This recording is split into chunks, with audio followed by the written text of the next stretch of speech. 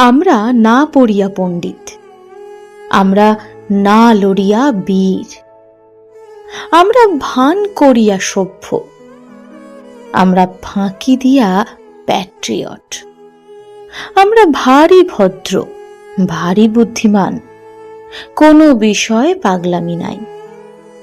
আমরা পাশ করিব, রোজগারও করিব, আবার তামাকও খাইব।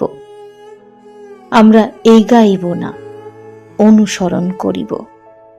আমরা কাজ করিব না, পরামর্শ দিব। আমাদের রসনার অদ্ভুত রাসায়নিক প্রভাবে জগতে যে তুমুল বিপ্লব উপস্থিত হইবে, আমরা তাহারই জন্য প্রতীক্ষা করিয়া আছি। সমস্ত জগৎও সেই দিকে সবিস্ময়ে নিরীক্ষণ করিয়া আছে।